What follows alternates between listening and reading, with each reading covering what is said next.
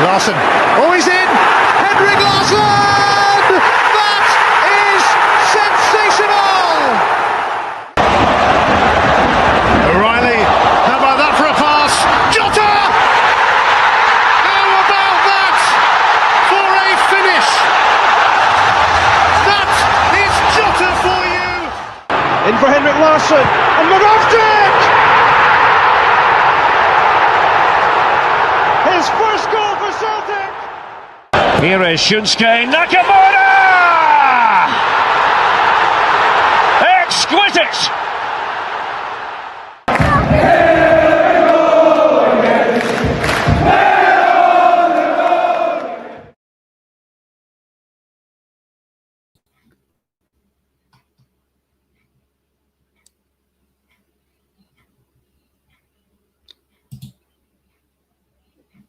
Good evening, everyone, and welcome back to the Celtic Unrestricted View. I'm JP.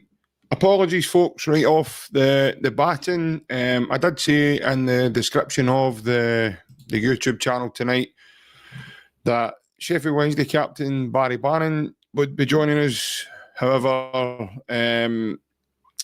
Baz has had a call to go and attend to something with his family. So he does send his apologies, and unfortunately, he'll just have to put up with me instead. It's just one of those things. The lads are Ryan's on a day job, and Big Alan is getting geared up to go on another holiday. So yeah, I'm on myself. I thought I would take this time to come on and have a wee chat with you regards to the news. It's broken tonight that Celtic have potentially now got a new manager, and he could be en route as we speak. Who knows? As you all said, as I was saying, the heading tonight is the good brother Wilfried.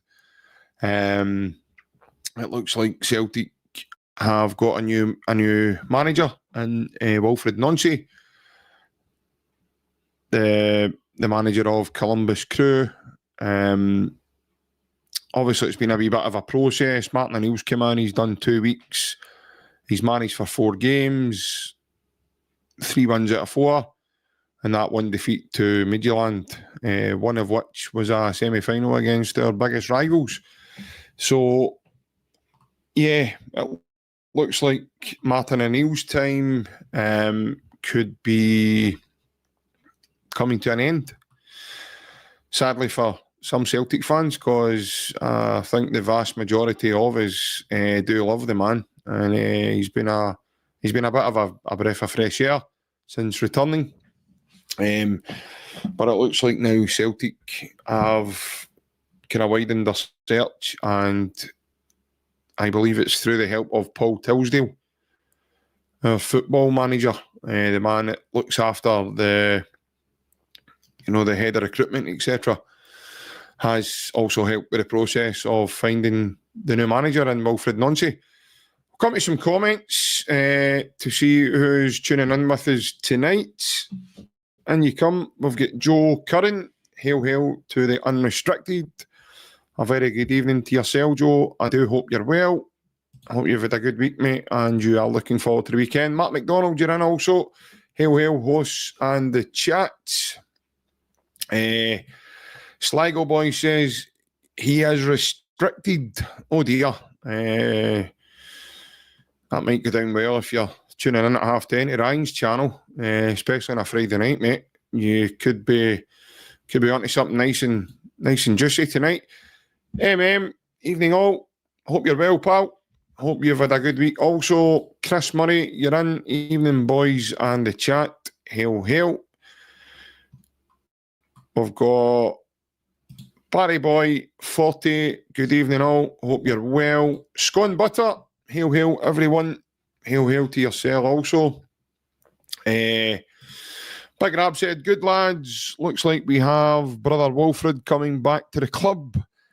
Hopefully this will be the start of changes at the club. Manager, chief scout, and if true, a new CEO soon. We will need to kind of wait and see what's what. Obviously, first of all, as you mentioned there, Rab, about the manager. And then obviously as we kind of gather down towards other staff members, etc., there has been strong rumours surrounding the club for a number of time. And obviously it looks like changes are ready to happen at the football club as we go towards the January window. Plunge, very good evening, mate. JP, I'm very underwhelmed by this. Rather have Martin. I can understand where you're coming from, mate. I think it's more down to an age thing with Martin Neill. I don't think it's anything to do with his ability to do the job. He's been out of football for quite some time. I think he was more happy watching football and giving his bit from the side, i.e. TalkSport, some of the media channels. He's been up here. He's had the old punditry kind of gig for some time. I think Martin's looking to get back to that. He has spoke about it on numerous occasions, even in the 2 weeks spell that he was back in. So I think it's more to do with his age than kind of anything else, and obviously the longevity of the football club as well. I think Celtic were looking for a change, and that was clear because obviously you've seen Brendan Rodgers move. We've also seen John Kennedy move on, who was a long-term servant at the football club, and a continuation of a coaching role. He spent a long time at Celtic, regardless of what people think of his departure and the fact that he's moved on. It takes a lot for someone to stay with the club that long, and it also takes a lot for someone to move on. So I think there was, I think as Big Rab mentioned in his comment there was always change happening, mate. So I do think it's more to do with an age thing, though, rather than the all-round ability. Good evening, Stevie. Hope you're well, mate. As I said, I hope you've all had a nice week. Sheeslack, good evening. Hope you're well. Theo Isaac, good job, 100%. Good evening, Theo. Hope you're good, pal. Wee Willie Column is in the comments. There we are. Wee Willie, we're getting a breaking out in the VAR shouts, and it's good to see you. You came out the other day and rubbished the red card for Trustee's kick out at Jack Butland. So it was good to see that. Hail, JP. I'm genuinely excited by this guy. Now we need to back him in the window. I think that's a formality, mate. I think that was another reason why, like say Martin Neill, and I was saying to Plunger, I think that's another reason why Martin Neill's moving on. Martin Neill probably doesn't want to be part of that. He doesn't want to have any say in the further recruitment process and what's happening. And realistically, like I says, the longevity, the football club, you need a figurehead and you need someone steady in there. We need to, we need to have a full-time manager rather than an interim. In my opinion, Celtic are too big a club to have an interim coach or manager for a long period of time. I know folk were probably out there saying, well, I'd have loved Martin Neill to get it to the end of the season. Yeah, it could have been a good thing, but there's a January window there as well. So I think you need to negotiate that with a full-time manager. That's just my opinion. Speaking of devil, there's a wee man there. Evening all. Fans have every right to have reservations on the potential manager, but he deserves to be given the full backing and support. Yeah. I think obviously I've spoke to you even off air, Ryan, off camera, mate, and I've said to you, mate, I think there's certain supporters and fans, I think there's an element of that. We're all kind of frightened of the unknown, we don't know how it's going to work, I get the pressure side of things and everything else, but I've said it a couple of times now since I've thought this guy was a potential runner for the job. That he's not coming for a different planet. It's not as if he only works in the MLS. And people are saying the MLS is different, JP, for Europe. Well, 100%, and I do agree. For a start, it's miles away, so it's nowhere near Europe. So the big difference is the whole outlook of it, the way they do it, the format of it, everything's totally different. What I would say is that the standard of that league's a far higher standard than the Scottish League. And again, I'm not being disrespectful there. I just think the teams in the MLS are far better than the teams here. So yeah, that's the thing. Thomas Burns, let's not get ahead of ourselves. He hasn't signed yet. Great point, Thomas. Absolutely fantastic point, mate. Let's not get ahead of ourselves. Let's take it as, let's take this information as we see it. You are right. He's not in the door. That's why I think it's crazy that, I've already seen Celtic fans making ridiculous statements, very silly predictions, and this is how in football, I've done it plenty of times as well. You end up sometimes with egg on your face. You end up having to apologise and put your hands up and say, "No, I've got that wrong." And so, yeah, let's not get ahead of ourselves. Let's take it as it comes. But there's too many. What I would say, Thomas, to that is that there is far too many media outlets now confirming that this is potentially close. And when I say close, mate, I'm talking within a matter of hours. We could potentially announce this guy as our manager. So that's where I believe we're getting to now with this. Scone Butter, major gamble, yep, but everybody is. That's what I would say to that.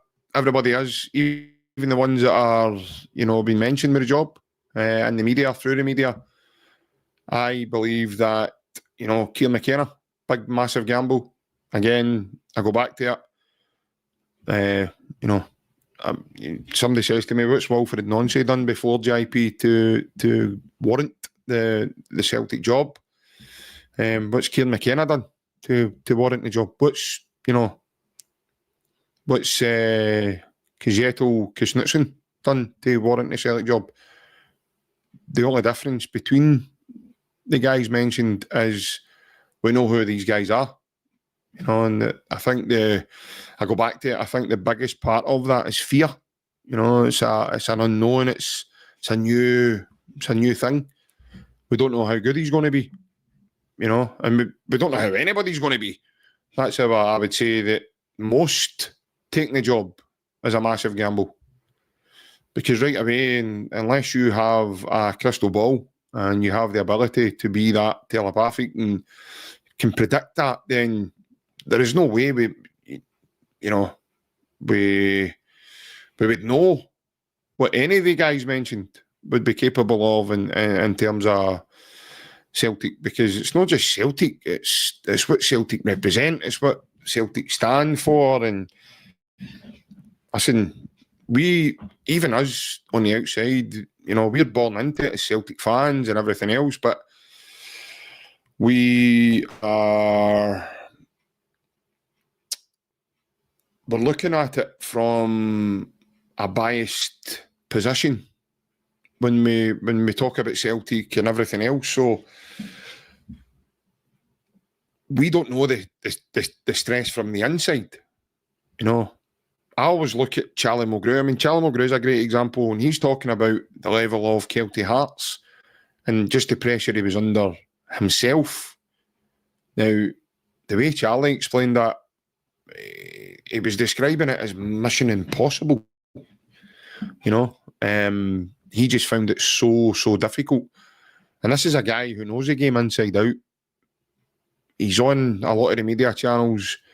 Big character. He's a great character. And he knows his football.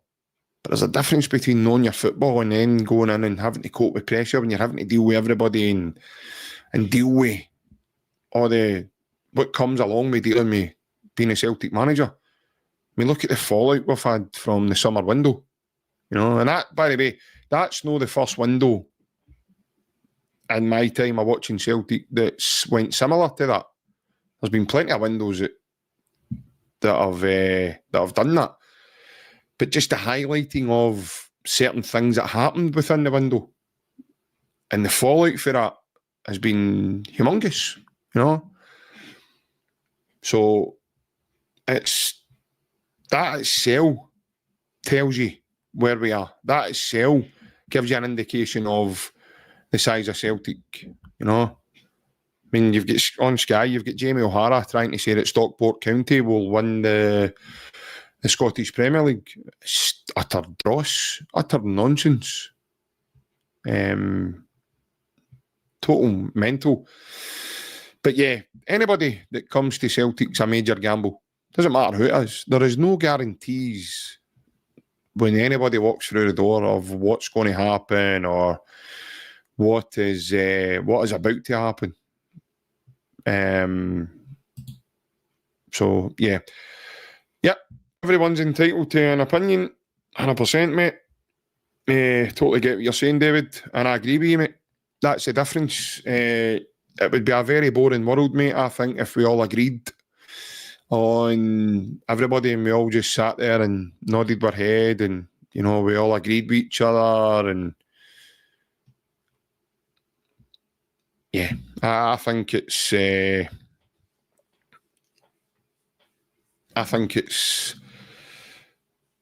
know, it's great, everybody having an opinion. And that's what football does, David. I think that's the beauty of football. It brings everybody together. It brings,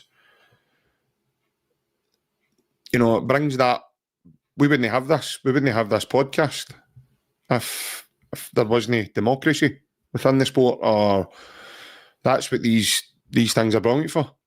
And yeah, well, mate, continue, mate. Steve-O, you're in, mate. Why can anyone be underwhelmed? ? The guy have proved he can coach and manage players far have at Celtic in a far better league than the SPL. Clueless, entitled attitudes yet again. I can see that point, Steve-O, 100%, mate. What I would say, it's definitely a far better league. The product is better than what's on show in Scotland. And that's the downside of Celtic, because unfortunately, and I keep saying this, and I will keep saying it till I'm blue in the face, unfortunately we play in a pond that's just not attractive. It's just not attractive at all. You know, you look at our TV revenue, you look at the interest, it's not there. But I agree with you, mate. I don't know how anybody can be underwhelmed because he's worked in other leagues away from Europe. It doesn't mean that he's bad at his job, or it doesn't mean that he's not capable. You know, all you have to do, I mean, if you go and do proper due diligence on the man, I've got stuff that I've done on him. Basically what I've found on him and my homework that I've basically done for him.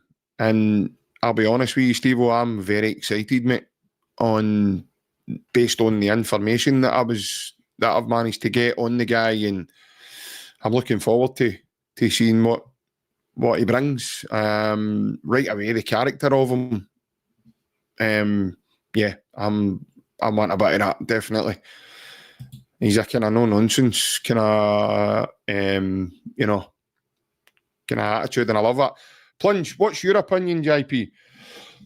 Well, basically, as I said there, mate, I am very excited. Up until about 10 days ago, mate, I didn't know who this guy was. Didn't have a clue. Did not know who he was. 10 days ago, I seen his name linked with us. And right away, for some reason, and, you know, right away, I jumped on it, because right away, and this is just through experience of watching this process happen when it does happen. It doesn't happen very often because obviously managers stay with us for a number of seasons and then they move on. But when I seen his name linked, I thought, right, this is a guy that I think Celtic will go and get. And it's usually, Celtic, when Celtic recruit their managers, especially now, modern day, it's a special type of profile they go for. And when I say profile, I don't mean his CV. I don't mean, I mean his coaching and what he does in terms of development and things that he looks at within the football industry. You look at the names of managers Celtic have been linked with over the last 5, 6, 7 years. Guys like Eddie Howe, obviously Brendan Rodgers, Ange Postecoglou, Enzo Maresca, Areola at Bournemouth. These are the kind of managers. And then you look at the Kazetso Kuznetsov, Kieran McKenna.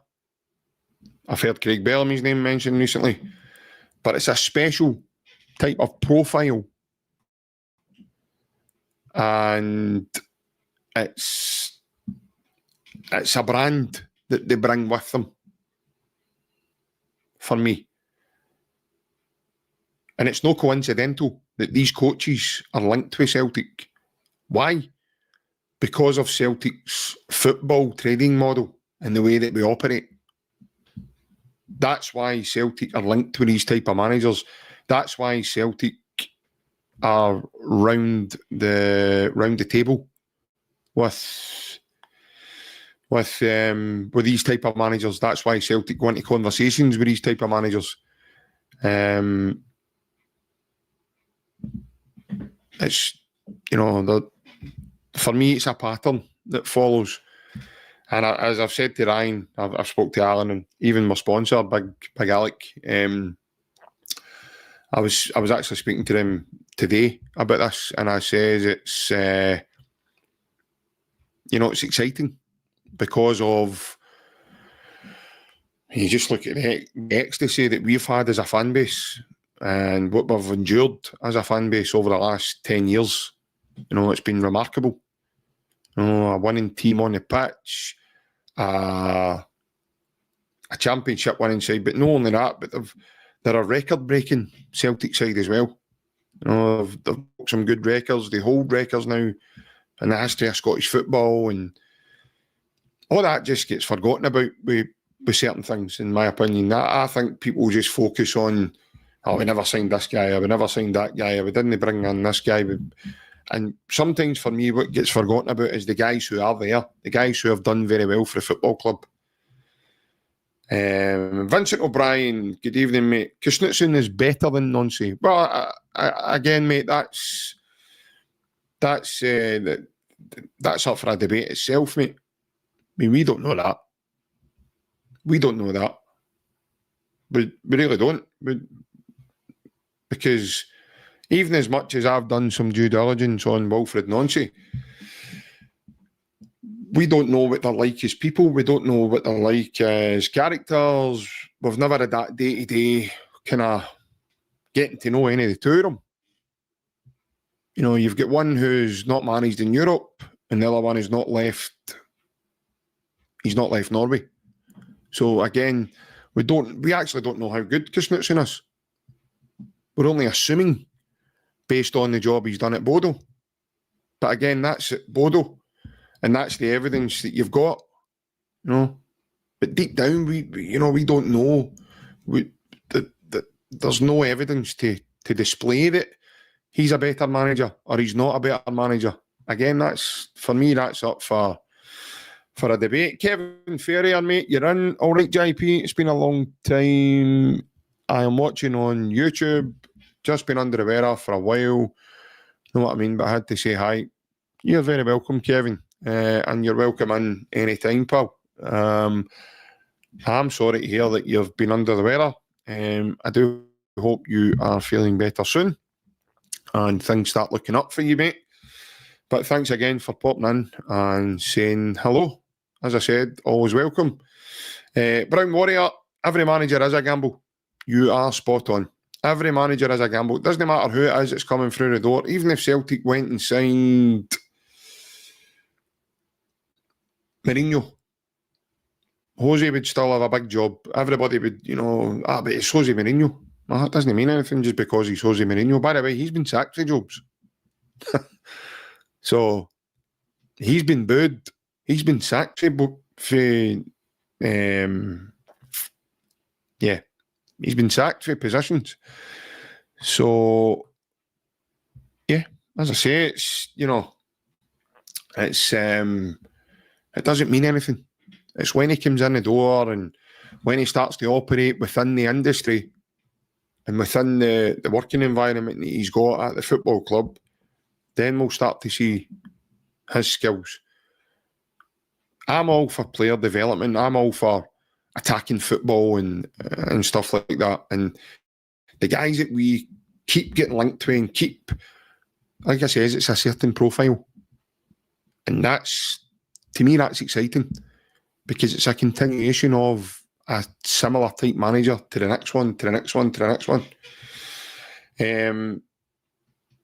So,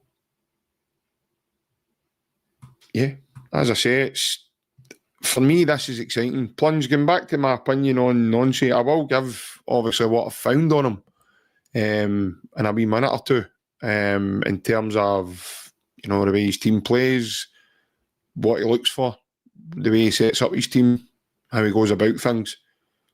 And this was just one of the games. This was just my take from watching one of his sides, and what I noticed in the game. So I was excited. I was excited watching them. They play some really good football, and I've heard some really good reports also about him. Steve-O, Celtic is only big in the fans' eyes. It's a football job, playing half a dozen games a season. If he feels pressure managing Celtic versus Dundee and Livingston, he's in the wrong game. No, listen, I can understand where you're trying to go with your point there, mate. What I would say is the games that you've highlighted are the games that win you the league, in my opinion. It's not just about the bigger games and derbies and these games are the ones that the banana skins, you can drop points, you can maybe underperform, no be at it. And before you know it, mate, you've dropped that many points that you fell out. You fell out of that chase. You fell out of the... So, yeah. But pressure's pressure. And Celtic... The fan pressure at Celtic alone is a big test for anybody. Player-wise and manager-wise. That tells a lot about the character. That tells you, when the chips are down and things aren't going well, and look at it recently, and you're going away and you're getting beat with Hearts, beat with Dundee, things aren't going well, you've bounced back, you've won 3 domestic games in a row, back off the back of that. I know you lost the Midtjylland game, but it's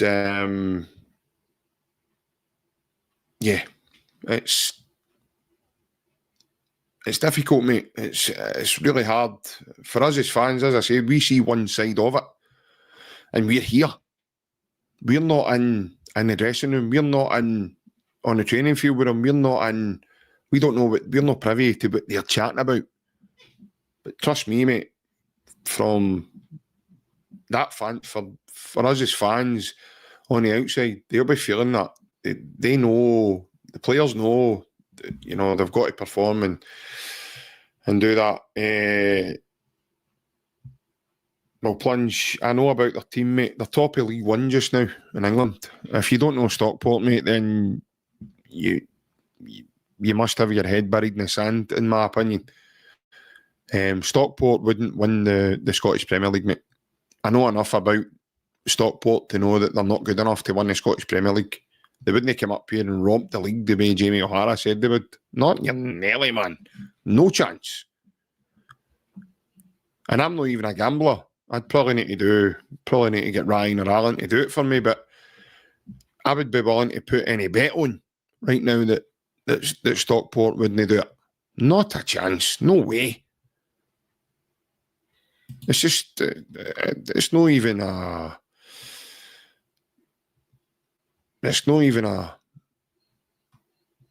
topic of conversation, in my opinion, for that.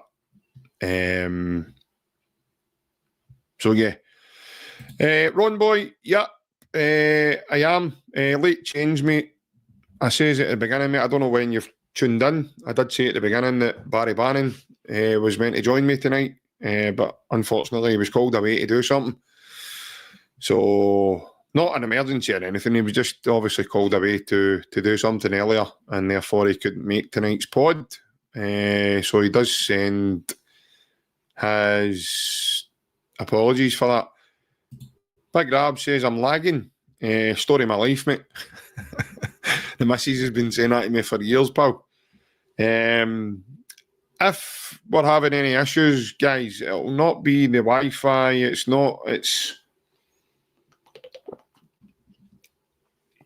There is some problems with the streaming setup, the streaming network that we use, the platform that we use. I know Ryan and Daniel had similar issues last week. So it definitely isn't me. It's definitely the software.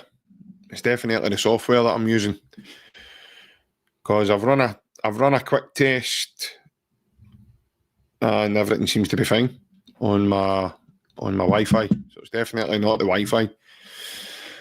The Wi-Fi seems to be working fine. So yeah, but don't worry, we'll get there in the end, folks. We will, as we always do.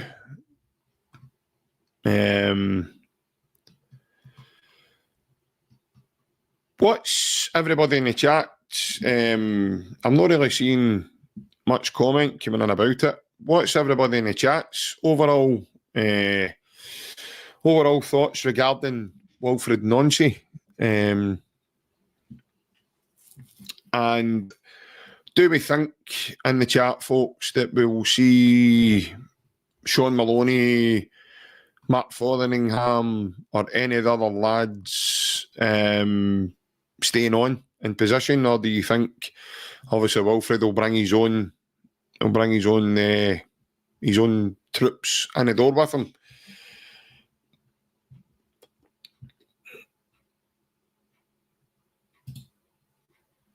McGrab says, what fans are failing to realise is that the last gamble of a manager, build a squad that is just coming to the end of 4 or 5 seasons later. Yeah, and there's also, it's a great point, Rob, and also, as you said there, mate, I think the last manager that the guy that you're discussing there, mate, he also came from a league that nobody knew anything about. Nobody really had a clue. But we've seen guys like Alan Brazil, and Big Ange was written off by quite a lot of people. And I think, to be fair, I mean, I don't know how all you guys feel, but I just feel like it's really silly. I really do. I just think it's really silly to just write someone off. We all, for some reason, as a fan base, I think we look to be negative before we look to be positive with situations like this. And I think a lot of people are doing it because a lot of people, maybe, or certain individuals, want a certain type of manager, and it's not going to be him. It's obviously the club have... the club have went on a different trajectory, and they've went and looked at this guy. I'm going to be honest, folks. I personally, I've got my own opinions on this, and I don't think that I think some of the names that have been out there have been media driven. I don't think Celtic have even been remotely interested in any of them. Kieran McKenna for being one, I think that's been media driven. I don't think Celtic have had any chats with him or his officials or anybody. And that's me personally. I don't think that's happened. I don't think they've had a chat with Knutson. I don't think, Robbie Keane's been linked because he's an ex-Celtic player, same with Craig Bellamy. But I really don't think any of these guys were a remote possibility. I'm being really, really honest. I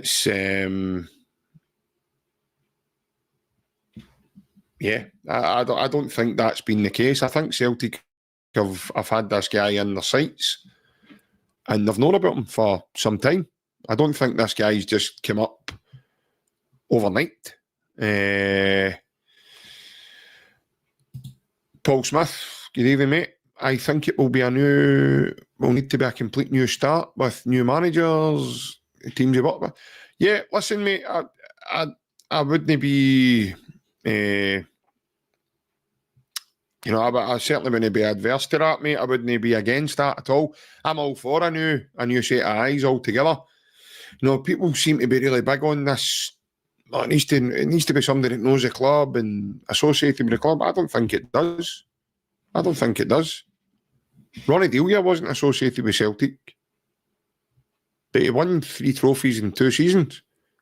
And before MD jumps in that and says, well, JP, he didn't have this and he didn't have that, that's not Ronnie's fault. Ronnie came in at a time when we were in a situation where we were, and that was it. But he also had to do his job. And I don't care if Celtic won the league by a point or 25 points. To me, it makes no difference at all. You won the league, you won the league. You've still done the job that you set out to do at the beginning of the season. And then we see different opinions like this. Breezy Ice, obviously, as someone who watches MLS, I'm buzzing, JP. Well, there you go. I mean, if you watch the MLS, why are you buzzing? What have you seen? Or what do you know regarding the man? I'm intrigued to know if anybody out there knows about this guy. Please let us know. Please give us your information and let us know, what we could win for. Because I do think there'll be a lot of people watching this that aren't privy to. They probably see this guy's name. They go, "Oh man, he's not a guy. He's not one of the main kind of media links." And I think for me, that's a big part of it. I can't get away from that at all. I think that's a big part of it. I think people are just afraid of the unknown, and then all this starts to come out about, Celtic are a big job and it's a lot of pressure, and he needs to win straight away, and he needs to do it. He's going to do that anyway. So, yeah, as I say, it's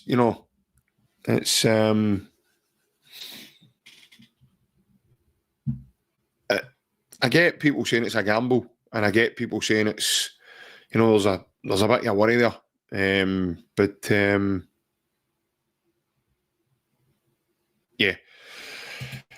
Brown Warrior, I'm not ruling him out, but the fact they flopped elsewhere actually proves how good Knutson was getting them playing at such a level. They massively punched above their weight in Europe, but yeah, listen, I can understand the Knutson link. I can get, the development side of things and but again, if I was being the same as what I'm hearing from the other side, right, and I try and look at things on a bigger picture, on a bigger scale, etc. And if I come back to that and I turn around and say, well, Knutson's never managed outside of Norway. Why has he never took that leap if he's that good a manager? See how easy that is to kind of flip that. It's dead easy to kind of throw that back. But for me, Knutson is just as much as a gamble as the next guy, because he's never managed outside of Norway. And Bodo Glimt are nowhere near the size of Celtic. Nowhere near it. in terms of club stature and everything else. So, in my opinion, that's like jumping from Dundee United to Celtic. That's the jump if you want to compare that to Scottish football, for me. As much as, you know, he's done well at Bodo, and I'm not doubting that. But this guy's also won trophies elsewhere that's not in Scotland. So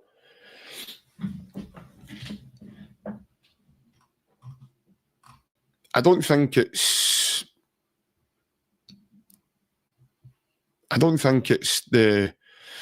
anything different. Yeah, I mean this is it. Every manager is a gamble. Every player's a gamble that signs for a football club. Every manager's a gamble. And that's it. I mean, we just need to give them, you know, support. And that's the key. We need to let them know what we're about as well in terms of the fans and everything else. And that's a great point as well. That was the reason why I didn't want Craig Bellamy. I didn't want Craig Bellamy as a manager. I don't think he's not got the experience level. He's only managed Wales. I know he's been a number 2 with, you know, with Vincent Kompany and stuff. And listen, people are saying he's a remarkable coach and everything else. But because you're a good coach doesn't mean to say that you're going to be a good manager. You know, we heard the Messiah, who was Michael Beale. You know, might have been the brains behind Steven Gerrard. I know what happened to him when he took the manager's role. So I take my excitement from when you look at the Celtic selection process for managers. Apart from Tony Mowbray, how many have turned out to be a bad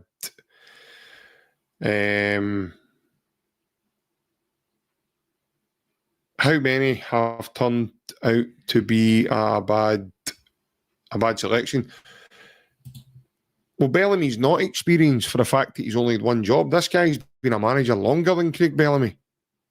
Regardless of what level you know, again, this goes back to Big Ange again. People try to diminish his achievements and what level Big Ange had managed at.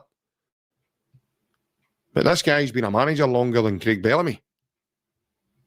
So, in terms of his length of service and management, and it's certainly more than what Craig Bellamy has, this guy's also got experience of development and, you know, things that are needed to work in a similar environment.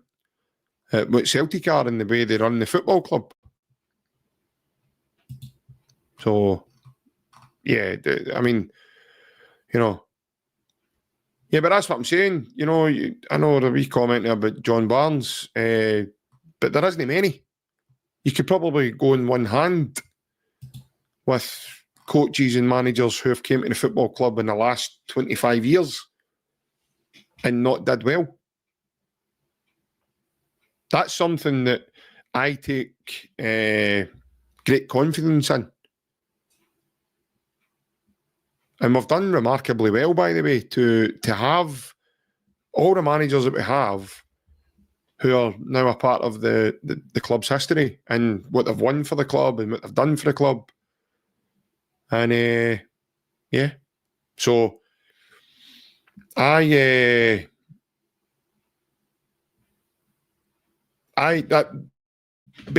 the way I look at it, you know. So you've got John Barnes and Tony Mowbray, of two guys that tanked really at the football club. Probably two. You know, the rest have all done well, and then some. Some have done better than others, of course. But I think there also needs to be a bit of reality as to, you know, the way it's going, I can understand people's, everybody's right to have reservations about it and everything else. But you can't look at Craig Bellamy and say he seems to be a better fit than a guy that's managed longer, albeit he's managed at a different side of the globe and everything else. But Craig Bellamy's only managed Wales. He's never dealt with transfers and he's never had to deal with that kind of side of things. This guy's actually, well, fundamentally, that's why Celtic are going for this guy. There's no two ways about it. This guy's a development coach. He helps to develop players. And that's why Celtic have went for him. That's why, because he fits that kind of, that mould. That is the fundamental reason why Celtic are going for him. And again, I'm not a gambler, but if I was, that would be the reason I would give for that, because it's there to see if you go and look and you kind of see the way the guy works. He also doesn't take any nonsense whatsoever. He has done press conferences where he's actually used swear words and explaining him what he's going to do. I think that would be interesting if he if he somehow manages to do that when he's here, because I'd imagine some of the Scottish press will get him to that point. There's been probably plenty of times where you've seen Brendan Rodgers and Martin Neill and Neil Lennon and guys like that not doing very well to hold back a wee cuss word here or there, So he'll be doing very, very well if he doesn't swear, but he has swore. So it's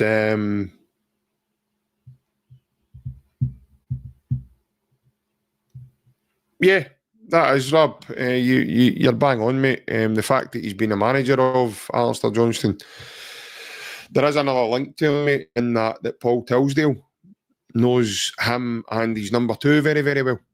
So through the footballing industry, I think Ampadu, who's Nonchi's number two at Columbus Crew just now, I'm sure he worked with Paul Tilsdale at Bristol City. So there is, there's definite links there. But the attraction is down to his development and how he works with the players. In my opinion, it's got to be. Who did you guys want? The folks that are tuning in with us in the chat tonight, who did you want for the manager's position and why?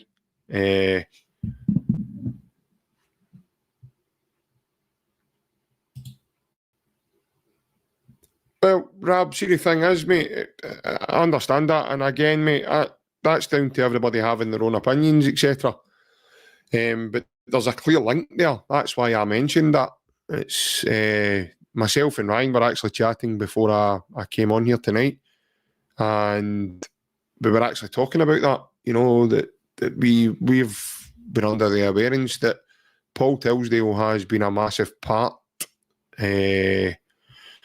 of this process, and I think he spoke volumes about the manager, and he thinks obviously the manager would be a good fit for the football club. But this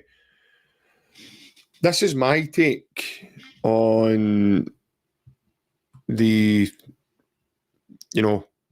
traits that Nonce brings to a football team, and what I got from the game I watched where his Columbus Crew team beat, they won 4-2. Actually, Wilfried Zaha scored for the other team. I can't remember the team they were playing against now, but they actually won 4-2. And some of the football he played was like watching one of Big Ange Postecoglou's team, to be fair. Scott, have you watched the video Thierry Henry bigging him up? Yeah, I have, mate. Yeah, he worked with Thierry Henry at Red Bull. Number 2 Thierry Henry.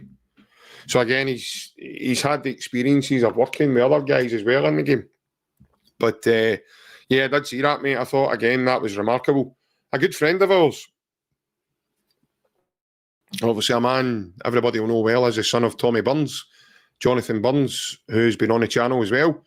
He spoke volumes about him. And obviously, Jonathan himself's over in the MLS. He's working well. And Jonathan said he's top. That was the way he explained to one of the guys on Twitter. He just says he's top, as in he's a different level of his ability to coach and everything else. And I'm not surprised that again when you hear stuff like that, Scott. I'm not. That's why I'm not surprised Celtic are in a mix or have came to the table for the guy, because he's very, very good. According to obviously sources like Thierry Henry and guys like Jonathan Burns. Big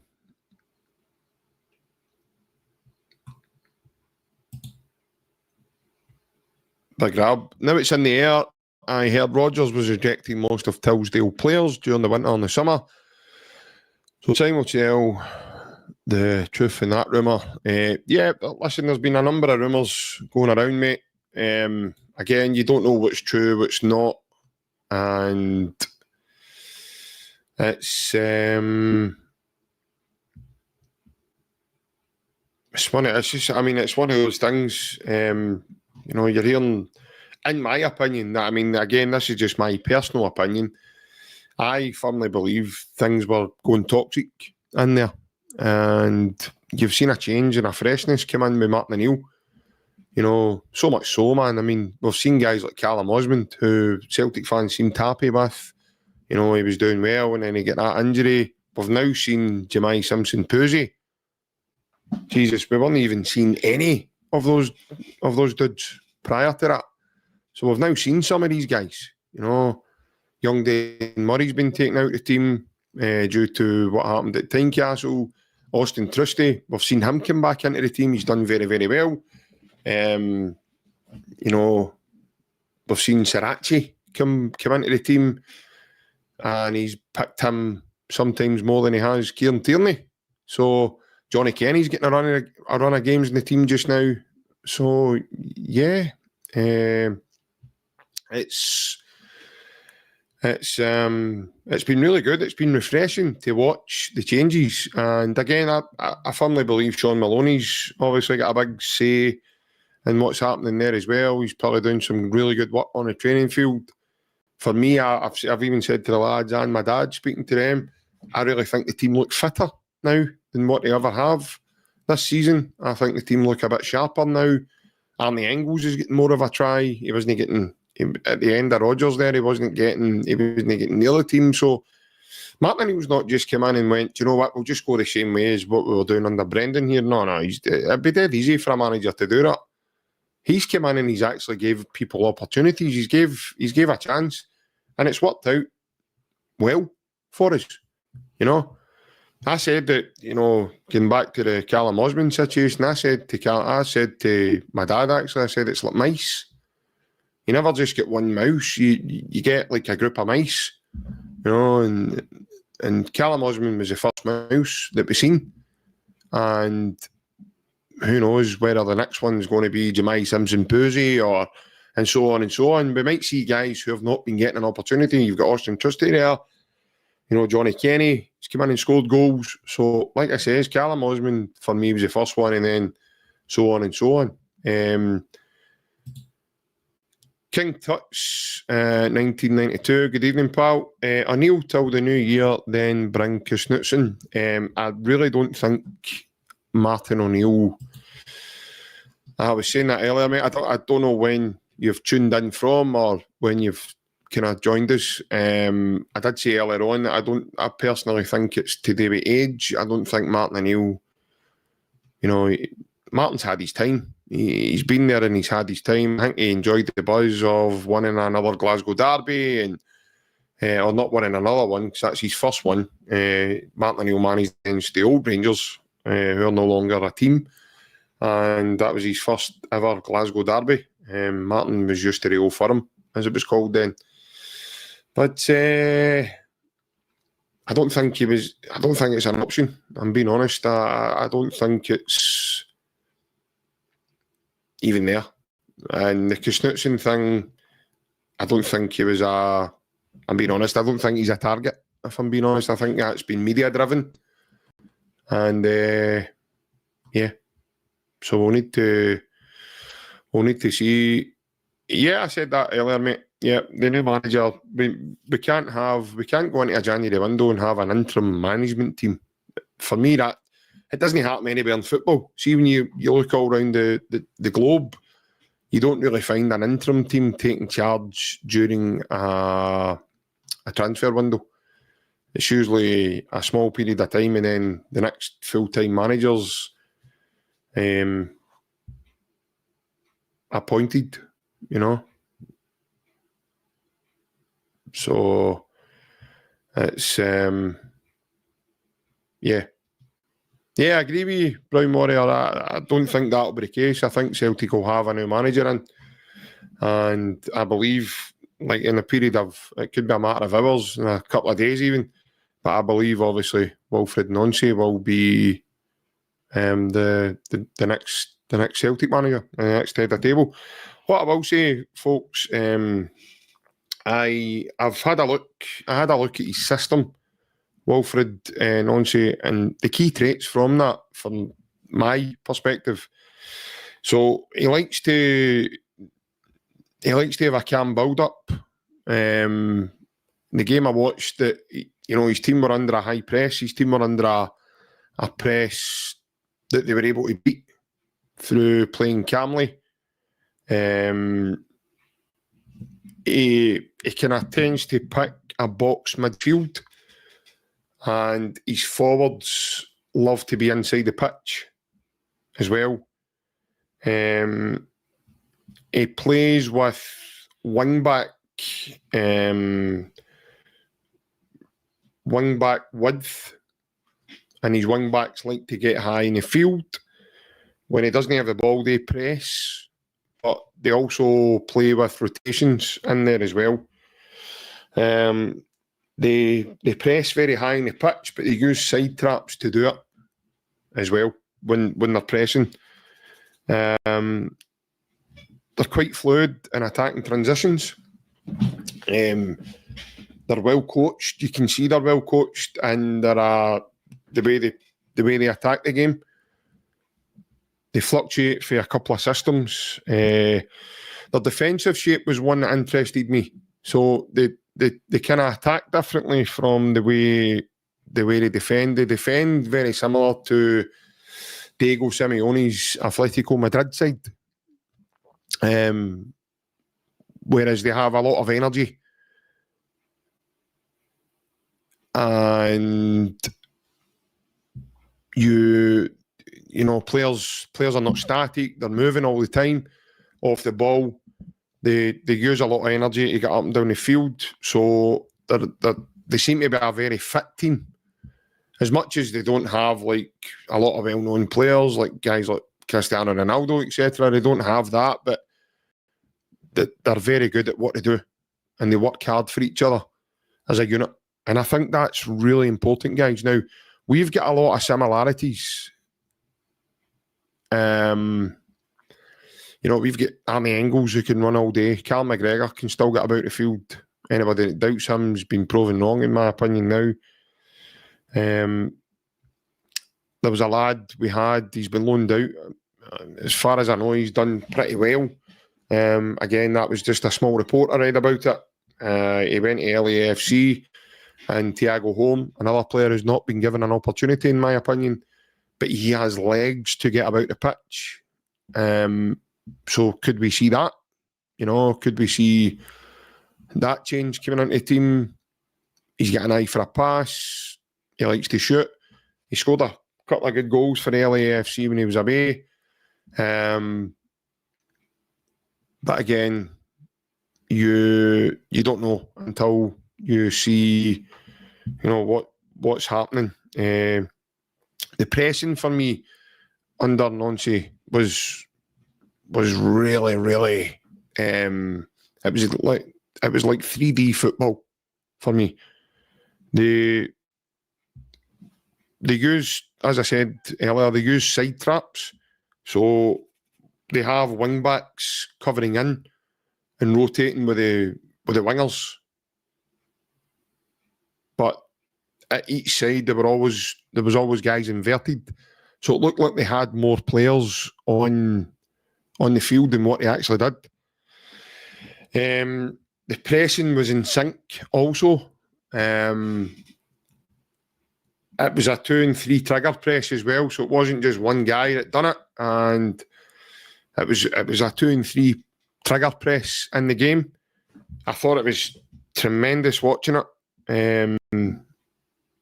So we've got that, we've got, in the short term just now, we've got guys like Maeda, we've got guys like Teneke, we've also got Jota, who's part of the squad. We've got guys like Kieran Tierney. I just hope we can get him a bit fitter. We've got guys like Sriracha, Alistair Johnston, even Kobe Donovan. He's got legs, as much as he's probably not the best with the ball. But he does have that legs for the energy. So that excites me. It really, really does.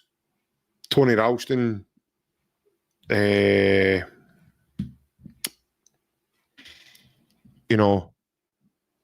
he got better under Big Ange, in my opinion. However, he's just not in my opinion, he won't take Celtic any further. He's probably reached the peak of his powers, Tony Ralston. And it could be a position, even in January, that Celtic look to bring someone else in to cover. You need to be physical. On the other side of this, there's high turnovers and very quick transition as well. So what it says, when his players don't have the ball, he's very tactically astute, folks, as well. So in the game I watched, he makes quick changes, and he's no adverse to moving players around the pitch. And he's no adverse to subbing someone off. So he's, in my opinion, his philosophy aligns with Celtic massively because of the way he likes to attack the game. I think us as fans will be really, really excited to see it.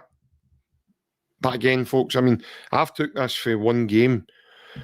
The defensive shape fluctuated sometimes from 5-4-1 to 5-2-3, but there was still that rotation from mid-sixes to the forward line that allowed him to get up the field.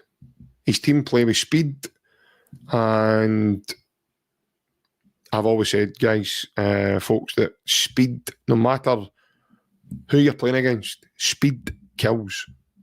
Doesn't matter who it is. We've seen it with Kyogo, Maeda. Speed kills teams. They don't like it. Teams hate it. Fullbacks hate it. Centre-halves hate it. They don't like playing against speed. But the good thing about it was there was an element of physicality about his teams as well. Now, guys like Arnie Engels, Benjamin Nygren, in my opinion, they've got some of that. Different coaches can bring other things out of you. Brian's always been on here and he said, I don't ever play for a manager, or I don't ever play. And that might be true. And I get other people might be the same. But a manager can coach and set you on a path and put you onto things differently from just, say, the manager you've had before. I can understand why Celtic are going for this guy. I can get why. If anybody goes and watches his team play, you'll see it yourself, and that's why the attraction's there. Guys like Teneke, we've yet to see what Balak Wisha is going to bring the Celtic side. I think it's fair to say that we still don't know what he's about yet. A manager like, a fresh set of eyes, and manager like Wilfried Nonce could come in and revamp the guy. We don't know. No, I do expect some of the Celtic squad to move on. I think Big Rab makes a great point. You're talking about a team that's been together for going into 5 years. It's been a long time, I think there's guys there that could be moving on to different types of challenge. Because no money will move to a bigger club. There's no many bigger clubs out there. So no money's going to go to a bigger club. But a different type of challenge. Like Maeda, he's been linked today with Leeds and teams like Brentford, etc. And that'll be good for him. That'll be good for him. It's a new challenge. It's a different thing. And that's what he wants, And he should have got that in the summer, in my opinion. He should have got that in the summer. But due to a breakdown, is what I'm going to call it, a massive breakdown between the hierarchy and Brendan. It didn't happen. It didn't materialise. Like other things didn't either. And ultimately, again, I keep going back to it. It's a shame, but it's been detriment to the team this season. Because some of the players have suffered. Results at the beginning of the season suffered in the league. We never made the Champions League. And that's the thing that can't happen again. That can't happen again. So there's a lesson I hope they've learned from that. And, everybody can have their own opinions of the board, etc. But not everything the board have done has been bad for a football club. They've done a lot of good as well. And again, that's why we've enjoyed, the success we have, because they've helped to bring a lot of that along the way. But as Rab was saying there as well, cycles do come to an end, and ultimately that's what we've seen. It's just been a shame that, Brendan Rodgers has now left Celtic both times, in my opinion, for selfish circumstances and in a selfish way. He's a Celtic fan. I do believe that. However, I don't think he's like us. He's not. He doesn't have Celtic at heart that way, because his ego gets in the way. He's egotistic that way. For me, that gets in the way. It clouds his judgment, clouds his decision making, which is why we've seen what we've seen this season. Brendan Rodgers was the guy that decided to leave Austin Trusty out the team to play Dane Murray at Tynecastle. Could have totally ruined Dane Murray. Dane Murray was indirectly, but he was, he was there or thereabouts and involved in the 3 goals that Celtic conceded that day. He scores an own goal, he gives away a penalty, and he ultimately jumps out the road of the shot by the Hearts winger. So yeah, it's it is what it is. Guys move on. These Larsson left us. I remember back in the day when a lot of Celtic fans were, oh my God, what we're going to do? We move on. That's it. These guys will move on, and somebody else will come and be the hero. That's a good thing about Celtic. Somebody else comes along and takes. Somebody else come along and takes the podium. Somebody else will take it, and that's it.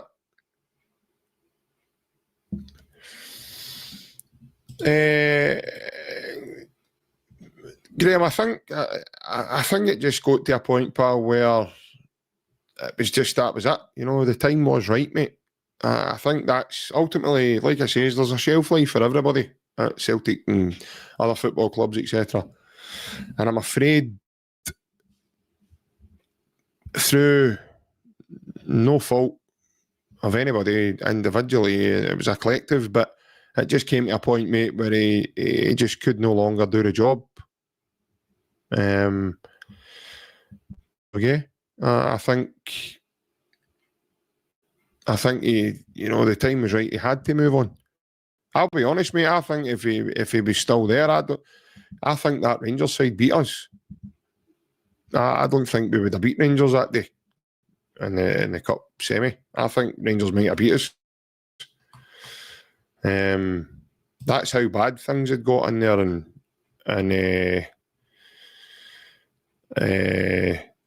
yeah.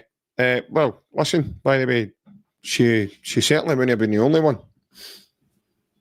I think a lot of people were down in the dumps, but the club move on. This is what I'm saying. Like, my dad, I feel as if I know them all right, but through listening to my dad speaking, obviously my dad's had the luxury of knowing and watching and going to watch them every week, the husband lines.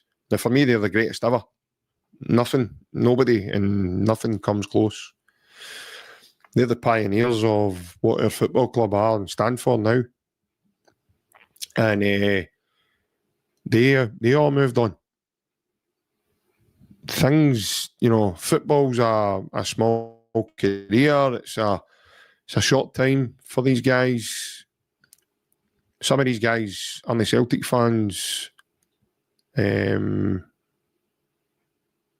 they arrive, especially the foreign contingencies, but because of us and what Celtic are, and that family feeling that you get when you're in that stadium, etc. It just grabs a hold of you, and that's what it does. It ultimately just grabs a hold of you, and you fall in love with it.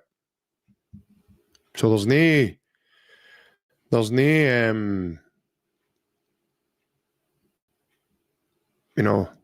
no getting away from it at all. It's one of those. It's an ecstasy moment. It's the greatest feeling ever. But we're different because we're all Celtic fans, for young, and we're born into it.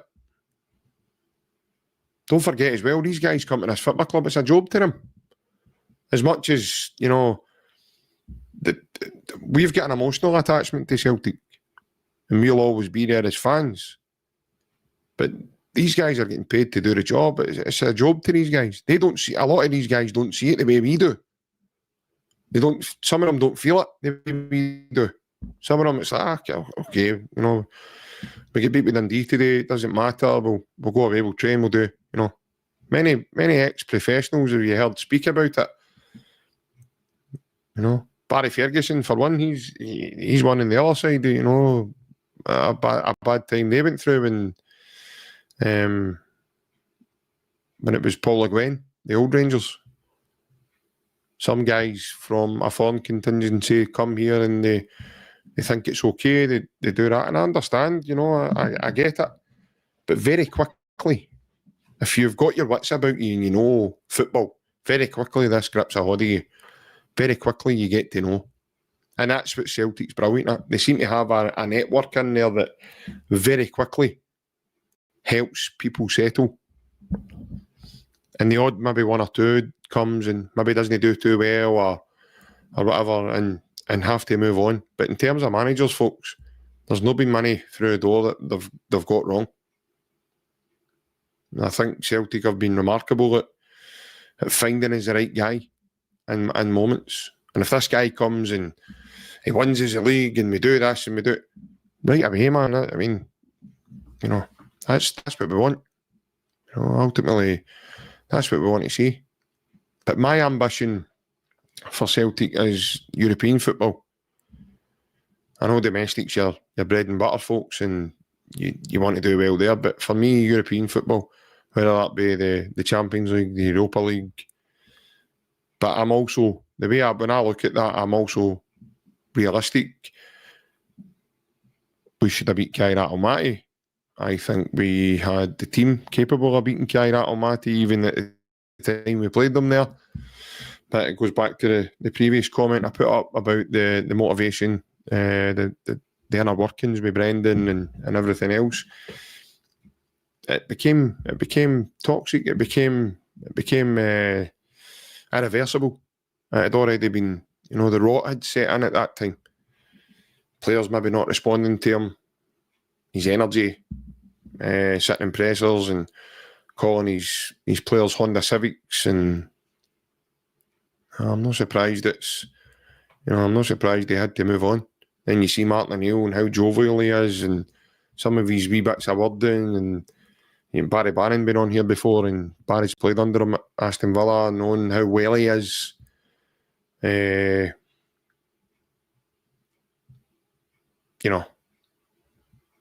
How he can make somebody feel 10 feet tall, how he can make you feel good about yourself. And we've seen it.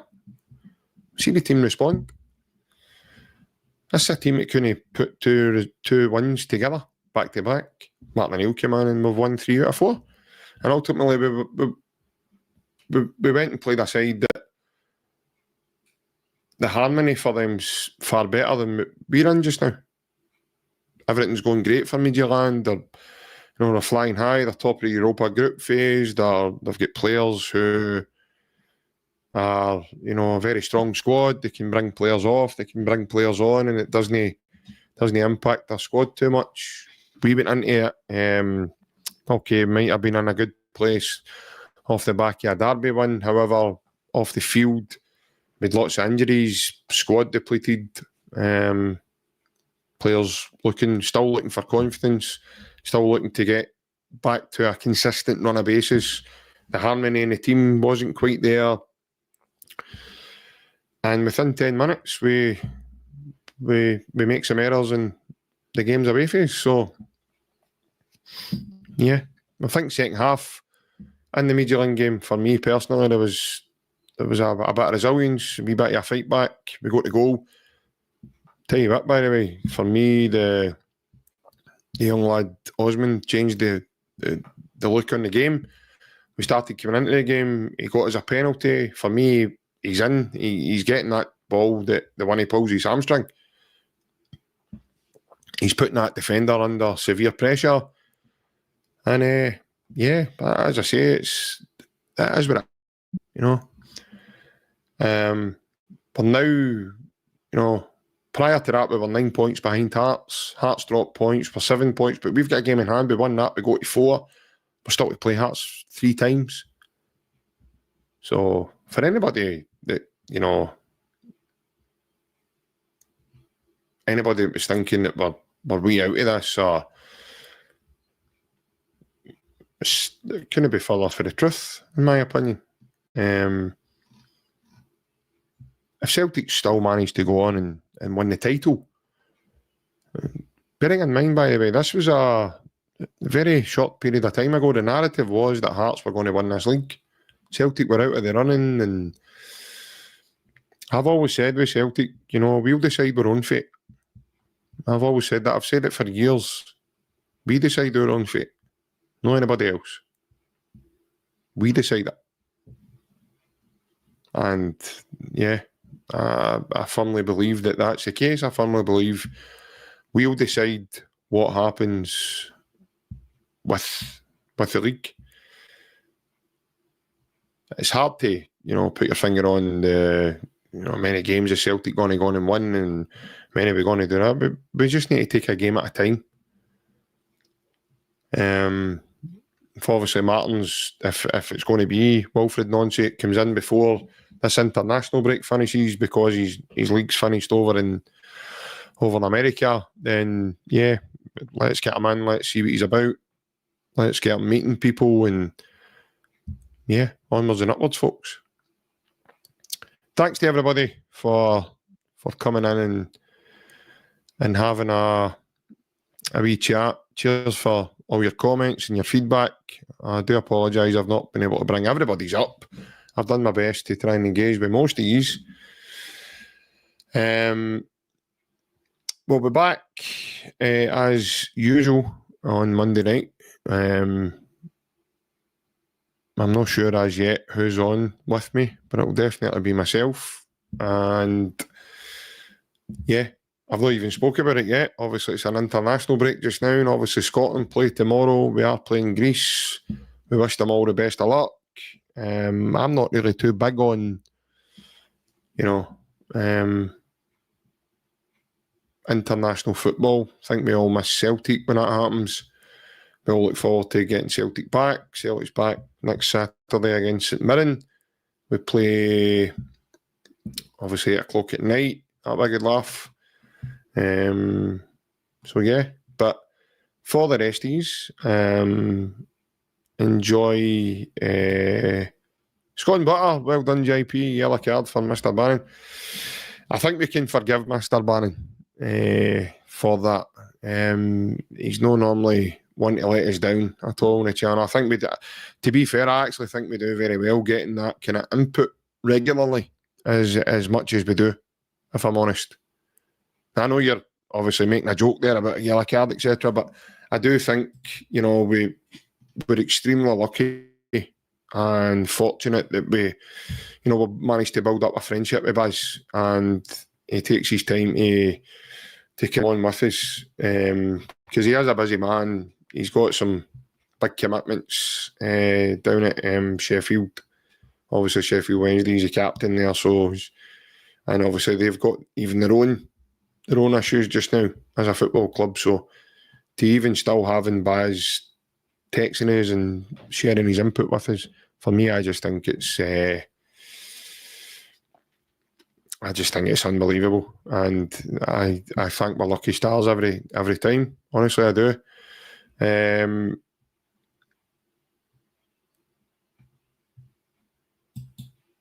You still banging on my hair? Still about my hair, Sligo? That's what I says to you all night. I think when the boys were on the chat, it's I lost that when I was 16, mate. That's gone for me. That's that's totally gone altogether. It's there's no point in crying over spilt milk, mate. There's no point in that, because I'm not one of the guys. I'm not vain enough to go and start going to Turkey and getting implants and stuff. That's not me. I'll get older gracefully, and if the rest of it goes, it goes. That is what it is. Listen, there could be worse things in the world, that's for sure. You could wake up in the morning with a Rangers tap on, mate. I think how unfortunate you would be then. But listen, folks, take care. A massive hail. Enjoy your weekend. Obviously, lots to do tomorrow night. We've got Scotland. Then after that, the young lads of Connor Ben and Chris Eubank Jr. are fighting also. So if anybody's into that, enjoy your weekend, folks. Don't do anything I wouldn't do, which means you could probably do anything you want. But above all else, stay safe, take care, hail. We'll see you all again on Monday. Bye-bye.